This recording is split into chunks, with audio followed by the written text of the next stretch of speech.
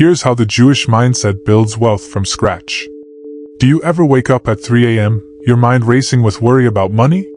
Do you look at your retirement savings and think, how will I ever make it through my golden years with this? If you're nodding your head, you're exactly who I'm talking to today. Because here's the truth most financial advisors won't tell you. Most people spend their entire lives working hard, saving a little, and only seriously thinking about wealth after 60. But there is another way. They tricked you.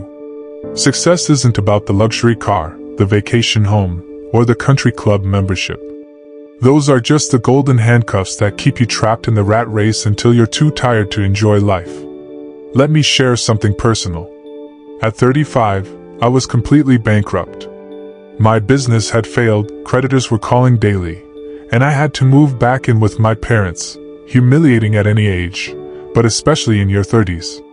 But within just 5 years, I had built a 7-figure net worth using 3 simple principles I discovered by studying one of history's most financially resilient cultures. In this video, I'm going to share with you the wealth-building mindset that has helped the Jewish community thrive financially across centuries, often starting from nothing. These 3 principles can help anyone, especially those over 45, achieve financial security much faster than conventional wisdom suggests. Why is this particularly important if you're over 45? Because while you may have fewer years ahead than behind, you have something incredibly valuable that your younger self didn't have: wisdom, experience, and connections. With the right approach, these advantages can help you build wealth much more efficiently than you could have in your 30s. In fact, I believe these principles can help many people achieve financial freedom before they turn 60. And no, I'm not talking about risky investments or working 80-hour weeks. I'm talking about time-tested strategies that regular people have used to build lasting wealth, even when starting later in life. If you're someone who believes it's never too late to change your financial future, give this video a like right now and share in the comments one financial goal you're working toward. I read every comment and try to respond to as many as I can. Now let's dive into the first principle that transformed my financial life. Principle 1. The Sacred 20% Rule. The Sacred 20% Rule is the foundation of Jewish financial wisdom, and it's beautifully simple. No matter how much or how little you earn, set aside at least 20% for investing in your future. This isn't ordinary saving advice. Jews don't just save this money, they consider it completely separate from spending money. This 20% is sacred, untouchable for day-to-day expenses. It's money that exists solely to create more money. What makes this different from normal financial advice?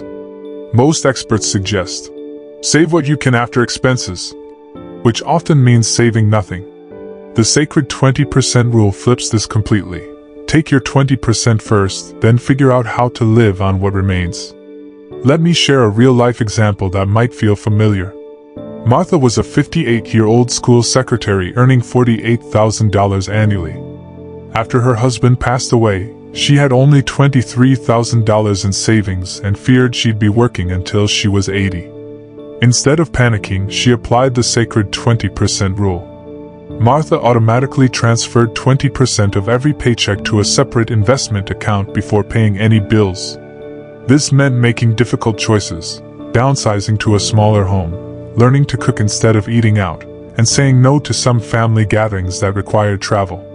But within just 4 years, she had accumulated over $40,000 in investments. More importantly, those investments now generate $950 monthly in passive income, supplementing her salary without requiring extra work hours. The power of this principle isn't just in the dollars saved, it's in the psychological freedom it creates. When Martha realized she could comfortably live on 80% of her income, her anxiety about the future began to fade. She stopped seeing herself as too old to build wealth and started seeing each day as an opportunity. Here's what I want you to do. No matter your age or income, commit to the sacred 20% rule for just 90 days. Don't wait for the perfect time to start. The perfect time was 20 years ago, but the second best time is today. Now you might be wondering, that sounds great, but what exactly should I do with that 20%? That brings us to our second principle. something that 90% of wealthy people do religiously but most others never even consider.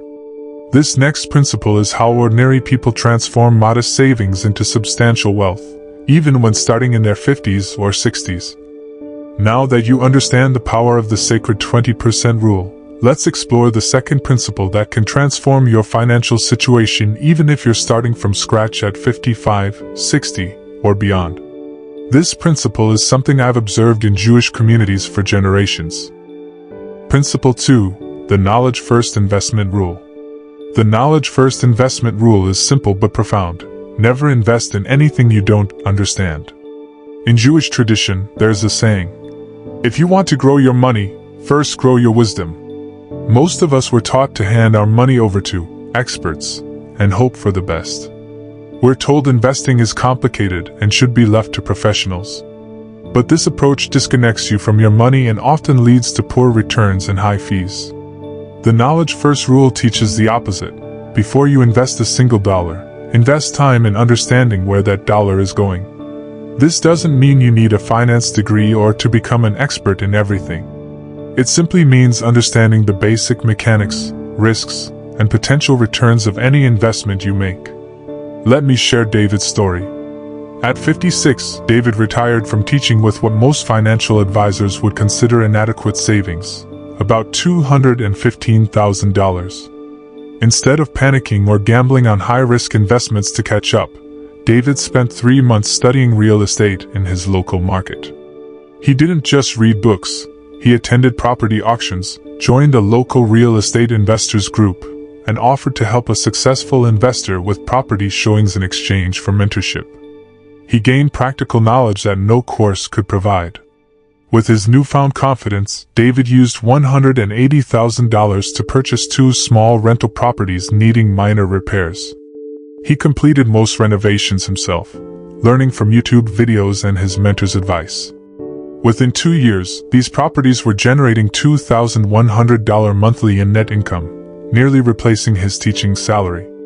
More importantly, the properties appreciated by 12% during that time, substantially increasing his net worth. The key wasn't that David chose real estate, it's that he chose to invest in his knowledge first, which then informed his financial decisions. He didn't rush into investments out of fear, which is the downfall of many people starting later in life. Here's what I want you to remember. The most powerful investment you can make after 50 isn't in stocks or bonds, it's in developing specific knowledge that can generate returns. What industry do you already understand? What skills have you developed over decades that could inform wise investments? Start there. If you had more financial knowledge right now, what specific area would you invest in? Share your thoughts in the comments below. I'd love to hear what interests you and perhaps offer some guidance. Principle 3. The Power of Collaborative Prosperity.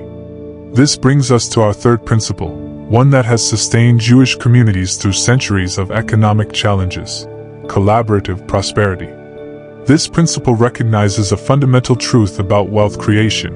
It rarely happens in isolation. Within traditional Jewish communities, business partnerships, investment groups, and mentoring relationships have long been vehicles for mutual economic advancement. Simply put, wealth building accelerates when you combine resources, knowledge, and opportunities with others. This is especially powerful for those starting later in life, as it allows you to leverage not just your own experience and capital but that of others as well. Consider Ruth's story. At 59, Ruth was a widow with $70,000 in savings and a small pension. Rather than trying to build wealth alone, she formed an investment club with 4 friends, each with different professional backgrounds. Together, they pooled $20,000 each to purchase a small commercial property that none could have acquired individually. They leveraged their combined expertise. One was a former banker, another a contractor, and another had retail experience, to evaluate, purchase, and improve the property. Within 3 years, their $100,000 investment was generating a 10% annual return, far outperforming what any of them could have achieved through individual stock portfolios or savings accounts. But collaborative prosperity goes beyond formal investment partnerships. It includes creating or joining mastermind groups to share knowledge, finding mentors who have achieved what you're pursuing, becoming a mentor yourself, which often creates reciprocal opportunities, participating in business networking specifically for older entrepreneurs. What makes this principle so powerful after 50 is that you have a lifetime of relationships and professional connections. You have friends with diverse expertise and possibly some capital. Together, you can achieve what might be impossible alone. I challenge you to make a list of 5 people in your network who might be interested in collaborative wealth building. Reach out to them this week and suggest meeting for coffee to discuss potential opportunities.